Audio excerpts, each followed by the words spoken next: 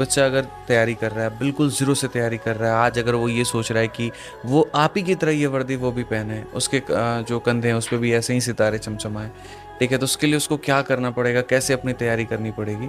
Social media से कैसे बचें, क्योंकि आज के समय ये अपने आप में बहुत लोगों का सवाल हो जा रहा है और लपेटे में बहुत लोग आ रहे हैं, तो यहाँ पर इससे बचने का तरीका क्या है? जो बच्चे 2025 की तैयारी कर रहे हैं, स्पेशली सीजीएल, सीएचएसएल, सीपीओ की, जिसमें कैलेंडर में इस बार लाखों भर्ती है वहाँ पे, ठीक है, तो उनके लिए क्या सजेशन होगा आपका? सर उनके लिए सजेशन है कि पढ़ाई कोई कहीं से कर रहा है, कोई कहीं से कर रहा है। एक बार स्टार्टिंग में मैं तो कहता हूँ एक बार बेसिक्स क्लियर करने के लिए किसी का भी बैच ले लो हम्म। स्टार्टिंग में, क्योंकि बेसिक्स क्लियर होंगे उससे।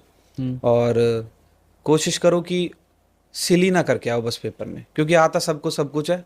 वो दिन डिसाइड करता है, उस दिन नहीं हो पाता फिर। वो बोलते हैं यार मैं तो ये गलती करी है, वो गलती करी है, उसके पीछे 5-6 हज़ार रैंक पीछे चला जाता है और सिलेक्शन से पीछे चला जाता है।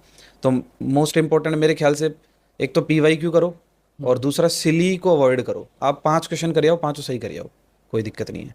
पर आप 7 करिए आए, 3 गलत करिए आए, तो आप पीछे हो जाओगे उस 5 वाले से। बच्चा अगर तैयारी कर रहा है, बिल्कुल ज़ीरो से तैयारी कर रहा है, आज अगर वो ये सोच रहा है कि वो आप ही की तरह ये वर्दी वो भी पहने, उसके जो कंधे हैं उस पे भी ऐसे ही सितारे चमचमाए, ठीक है, तो उसके लिए उसको क्या करना पड़ेगा, कैसे अपनी तैयारी करनी पड़ेगी, वो थोड़ा बच्चों को बताइए। सर अगर बिल्कुल फ्रेश बच्चा है हाँ। तो स्टार्टिंग में मेरे को लगता है कि शायद अगर क्योंकि फ्रेश है तो उसको थोड़ा नॉलेज कम होगा, और हम्म। क्योंकि कंपटीशन इतना है तो स्टार्टिंग में कंसेप्चुअल क्लैरिटी सब कुछ ही है। हम्म। तो एक बार कंसेप्ट पढ़ लो, आप कहीं से भी पढ़ लो, आप हम्म। पेड बैच ले लो चाहे आप यूट्यूब से पढ़ लो। हम्म। तो स्टार्टिंग में कंसेप्ट क्लियर कर लो, और हम्म। उसके बाद उस पर प्रैक्टिस करना है। और मोर इम्पोर्टेंट, जैसे आपने जैसे कंसेप्चुअल क्लैरिटी किसी टीचर से ले ली, हम्म। आपने किसी टीचर की क्लास ली है, 10 क्लास ले लिया आपने हम्म। रेशो की, तो आप रेशो के जो उसने जो वो जो 50-60-100 क्वेश्चन कराए हैं, हम्म। मेरे को लगता है कि वो क्योंकि वो कंसेप्चुअल करा रहा था, तो वो 100 क्वेश्चन के अंदर सब लाने की सोचेंगे। कोई भी टीचर होंगे वो सोचते हैं इन 100 के अंदर मैं सब ला दूं। हम्म। तो आप उन 100 को तो बिल्कुल मत छोड़ना, क्योंकि बेसिकली सेम ही क्वेश्चंस आएंगे पेपर के अंदर, थोड़ा सा घुमा के आएगा बस। और आप और उसके बाद प्रैक्टिस कर सकते हो। तो प्रैक्टिस के लिए वही है, आप कोई बुक या तो यूज़ कर लो, और नहीं तो शीट्स लगा लो जितनी शीट हो सकती है, हम्म। और फिर उसके बाद मॉक। जब तैयारी मेंस लेवल पर पहुंच जाती है उस समय बच्चे को क्या करना होता है? सर मेंस लेवल पे क्योंकि आपने दे दिया, तो आपको एक अच्छी खासी नॉलेज हो गई चीज़ों की। और हम्म। मेंस के अंदर एक दो ही चैप्टर है, जैसे मैंने बताया आपका, हम्म। वो प्रोबेबिलिटी स्टैटिस्टिक्स और शायद कोऑर्डिनेट ज्योमेट्री, ये है ना। हम्म।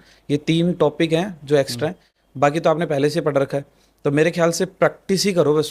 उस अगर आपको 2 महीना मिलता है, कुछ भी नया मत पढ़ो, हम्म। जीके का रिवीजन कर लो, मैथ्स को प्रैक्टिस करो, हम्म। और डेली मेरे ख्याल से 10-10 मॉक लगा दो मैथ के, 10-10 12-12। सोशल मीडिया से कैसे बचें, क्योंकि आज के समय ये अपने आप में बहुत लोगों का सवाल हो जा रहा है और लपेटे में बहुत लोग आ रहे हैं, तो यहाँ पर इससे बचने का तरीका क्या है? सर वो फिर वही है, आपको कितनी हाइट्स तक जाना है, आपको दिमाग में क्या है, आप अपने आप को 3-4-5 साल के बाद क्या देख रहे हो।